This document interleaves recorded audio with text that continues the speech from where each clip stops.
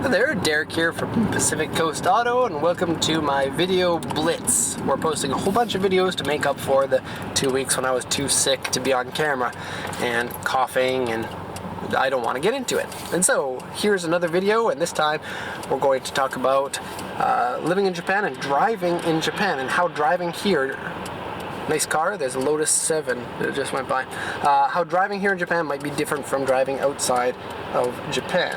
So I come from Canada, and so I'm going to be talking basically about the rules in Canada and how they compare to the rules in Japan. First off, if you're from Canada or the USA or many other countries, I guess there's like a group of about 20 countries or so, then you can just take your license from your country and then give it to Japan, and Japan will give you a Japanese license, which is really handy because getting a license in Japan is tough work.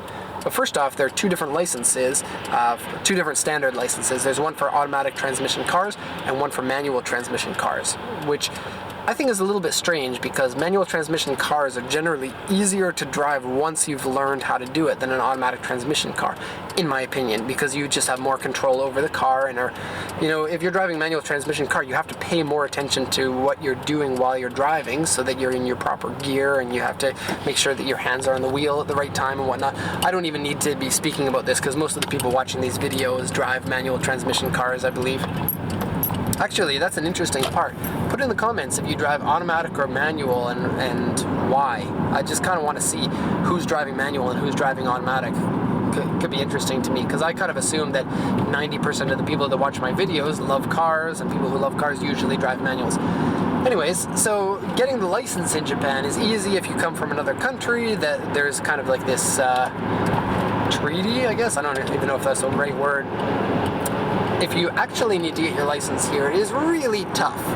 They make the test intentionally easy to fail unless you've taken the driving school, which is very typical of Japan. If you take the driving school, they teach you not particularly how to drive, but how to pass the test. Which the same thing goes for the education system in Japan, which I am not a big fan of. They teach you how to take the tests and then forget your information afterwards. I've got a daughter in the education system right now, and I've been having problems with it compared to what I'm used to back home in Canada. And so, driving school is rather expensive. It's about, I was about to say that in Japanese, it's about 300,000 to 400,000 yen, and then you can get your driver's license. Once you have your driver's license, you can get your driver's license taken away if you get too many points, which is typical of most countries. So if you get a speeding ticket, depending on how fast you're speeding, you'll get 1 or 2 or 3 points. During your first year of the license, you can't get more than 3 points. So if you have one speeding ticket, you're liable to get your license taken away. Another thing that's typical of Japan, which I think is kind of nuts, if you get your driver's license taken away, you can give money to the office and you can get your license back, which kind of defeats the purpose of getting your license taken away and kind of separates the classes so that people who are rich can, laws don't affect people who are rich the same way that they do for people who are poor. So that's kind of a pet peeve of mine, and anyways, maybe because I'm not rich and that's why, but so you get points for any kind of ticket that you get here in Japan. Turning wrong way on a road, speeding, or parking infractions, which is a little bit strange because back home in Canada, you only get points in your license when you do something that is dangerous to driving. So a parking ticket wouldn't give you points. Or, for example, I don't know, driving without your new driver's sign might or might not get you points. Somebody post in the comments because I can't remember anymore. So during the first year you only get 3 points, and then after that your point limit goes up, but I don't really know how much. I had my license taken away once for a parking ticket. Because I live near the train station, they take 3 points away from your license instead of 1 point for a parking ticket, because I guess it's a congested area, and my house is right in front of the train station, and I parked my car right in front of my house because my parking spot was 5 minutes away from my house by walking, which is normal in Japan. And so I had my license taken away, and I didn't want to pay them to get my license back. Even if I had the money to pay them to get my license back, I disagree with that sort of system and don't want to be a supporter of it. And so I had my license taken away for 30 days, which is really stupid, but luckily in Japan, public transit is really, really good, and you can get by without a car, no problem at all. And so you can do bus and train. Trains here are awesome, super awesome. And so if you pay, then you get your license back. And if you don't pay, you get your license suspended for 30 days, I think is the minimum, or that might have to do by city, and that's the case in Yokohama. But then you also have to sit in a lecture, and the lecture is 2 hours long, and it's so boring. And I think it's intentionally boring so that it makes you really feel like, I never want to do this again. So, and you know, when I was sitting through the lecture, I only understood about half of the Japanese, and it doesn't matter. No matter how much Japanese you understand, you have to sit through the lecture. And you know, the guy is at the front, and he's like, when you're turning at a light and there's a person on the road, don't hit them. And it's all these things that are just so stupidly obvious that everyone in there is just like statues like this. And they're like, you're not allowed to have a phone, and you're not allowed to have a book, and you have to watch and whatnot. And they give you a questionnaire, and this is the funny part, they give you a questionnaire, and even if you can speak Japanese, there's a very, very high chance that you can't read Japanese unless you went through Japanese school system, because the reading here is really, really stupidly complex. There's like 8,000 different characters, and each character has a different pronunciation depending on which other character it's matched with. And so learning it takes you 10 years to learn it. And so I couldn't read this questionnaire, and so they still made me fill it out. And I'm like, why do you want me to fill this out? You're gathering information about people who have lost their licenses, and my information is all going to be yes, yes, yes, yes, yes, yes, yes, yes, yes. It's going to give you no good information. They're like, well, that's the rules, so you have to do it. So really weird and really insane, but that's, again, this is the third time saying this in this video, but that's very typical of the way Japan works. If it's in the rule book, then that's the rule. If you go to McDonald's and you want your mustard sauce for French fries, even if you want to pay for it, they won't give you the mustard sauce. So it's the way it is, and you have to get used to it if you're going to live here. You can't just be like, these rules in Japan suck, so I hate it. It's part of living in a country that otherwise has so many great things about it. So don't think that I'm making Japan sound like it's such a bad country, because it's actually a very good country. And so the actual rules of the road, well, of course you drive on the opposite side of the road, but for the most part, all the rules are just reversed, and so that's not really a problem. It's not that scary. The road signs are really, really easy to understand, and if you're driving on the highway or you're driving on the toll roads, all the signs are in both English and Japanese, and so it's really easy to see where you're going. Maps are really difficult, and actually finding the address is really difficult too, because there are no street names for most streets in Japan. I know it sounds crazy, but you know, I'm driving on a street right now. This is a main street. It's got a street name. I don't know what it is because there are no signs that say the street names usually. But all of the side roads, like that one, no street names. And so how do you know where you're going? Well, it's kind of, you know, because Japan was a popular country for centuries and centuries before cars were here, they had a different system for getting around, and so it was basically the blocks. There's a block of like a neighborhood that has a number, and then each house has a different number on there, and the maps have that. It's really confusing and really difficult to see where you're going, and so I highly, highly recommend that you get a navigation system if you're going to be driving here, especially if you're going to be driving in Yokohama, Tokyo, Osaka, Nagoya. Nagoya not so bad, but you know, the bigger cities, they're pretty crazy when it comes to driving, and I can't get around. You know, if it's somewhere I've been, I just didn't pay attention. That was the green light got honked at. Whoops. Speaking of which, people say that people in Japan don't honk because they're really nice. That's not the case. People in Japan honk as much or more than they do in Canada. It's the truth. So some of the differences in the roads, well, in a lot of roads, people stop on the side of the road, like what's happening here, and you have to inch by.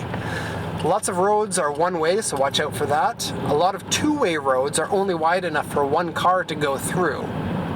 So it's really weird. And I don't even drive that big of a car. The stoplights are fine. The stop signs are fine. The stoplights, I guess, are a little bit strange because they say green if you're going to go.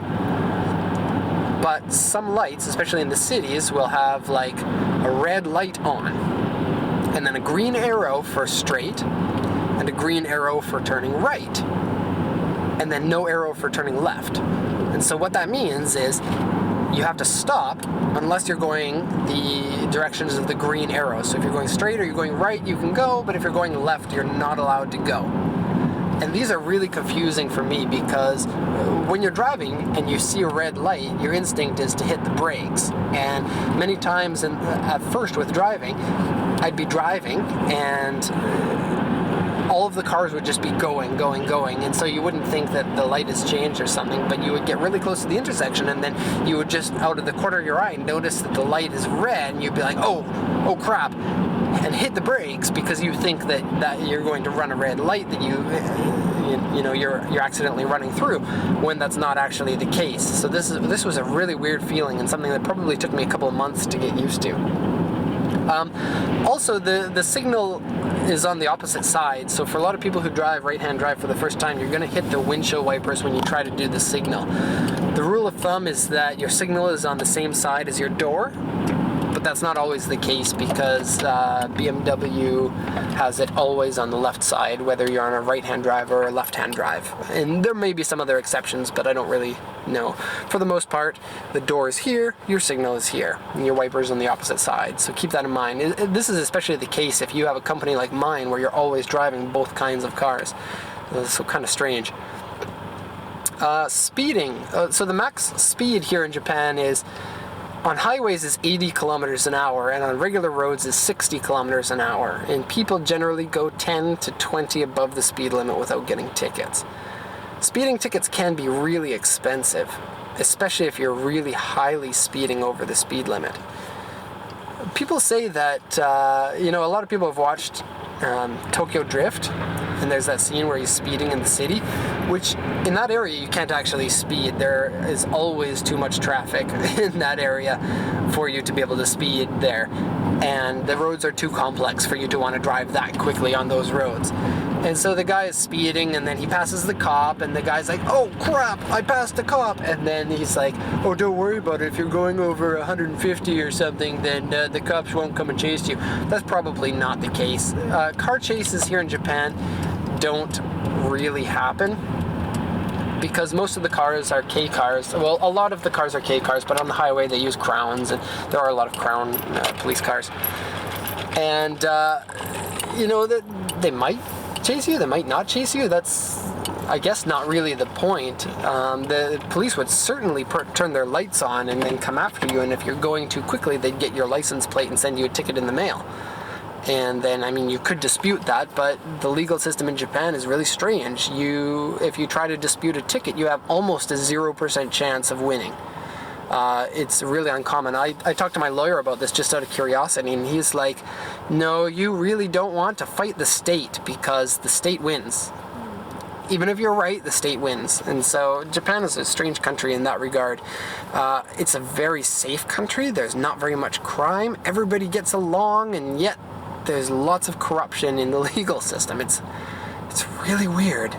Really weird that way. It doesn't affect people usually, but back home, if you get a ticket and you want to fight it, then you can go to court and you can represent yourself. But you probably have a much lower chance of winning here in Japan than you do outside, or like in Canada or in the US or something. What other rules are there? The rules of the road are generally about the same, and so that's not to worry. If you like driving quickly in Japan, this is kind of interesting because the cities are really full of cars. You can't have fun while you're driving like you could in most, medium-sized to even larger cities back home. But if you like driving, then you can go out to the mountains, and there are so many roads out there that are twisty, turny roads that are generally pretty safe, pretty well paved, and you can just go there and drive, and they're not covered by the police for the most part. And if you are worried about that, then go, like, so the way that it works is there's these mountain roads, and then there are these pull-off areas, and then everybody meets in the pull-off areas, and it's kind of like a car show. And then you talk to people there, and then you go for a drive, and then you come back to these meeting areas. And usually the people in the meeting areas know about the police presence in that area, so you can ask them. But these roads are so tight that usually you can't go over the speed limit anyway, unless you're on one that's kind of a high speed road, and those are the ones that the police are going to be catching you on. And usually the police only go up there after there have been a series of accidents, and kind of the public has become aware of that. And so for the most part, there isn't a very big police presence there. And I don't recommend racing on the streets, but driving on roads that don't have anyone else on the road other than other people having fun driving, you can drive spirited driving without doing anything that's dangerous. It's not a racetrack. If you're trying to time yourself, that's dangerous and that's stupid. If you're trying to beat somebody else in a race, that's stupid. Do that on the racetrack, and there are plenty of racetracks in Japan, and they're cheap to go to. Relatively cheap. A day at the track is still going to be $200, but that's not too far off from what a day on the mountain roads might cost. And so just be smart if you're going to be driving on the streets, doing spirited driving. That's, I guess, all I have to say about that. And you can have fun. You don't have to be worried about the police. You really don't have to worry too much about crashing unless you're going to be an idiot driver. And, if you're driving on a road you're unfamiliar with, assume the worst before you go around the corner. Assume that the first corner is going to be light, and then the next one's going to be a hairpin, so that you don't come into it too hot, and you should be fine. It takes experience, and just don't try to be a speed racer while you're driving on roads that you've never been on before. That's a ridiculous thing to do. And, unfortunately, people do that. When you're in the car, you're like, yeah, let's go, and the adrenaline's coming. You're like, let's go faster. It's just, be careful of that. You should have no problem. I guess that's going to be the end of this one. I get kind of carried on in these casts, so sorry about that, but with having such a long time with no casts, it's well deserved that we get a few kind of lengthy ones for those people who do like to watch these. So thank you for watching, thank you for supporting the channel. I think we're up to almost 600 subscribers, which is kind of neat, because I didn't even know there were that many people who wanted to listen to what I had to say. But the next, I guess we're going to do a questions cast pretty soon here. We missed last week's, and we also missed one about fraud and stuff. So look out for those ones. They're going to be in the channel pretty soon. Check out my main channel, Pacific Coast Auto. I think that's what it's called, Pacific Coast Auto. Link is in the description if you want. And that's going to be it for this one. So thank you very much for watching, and have a good day.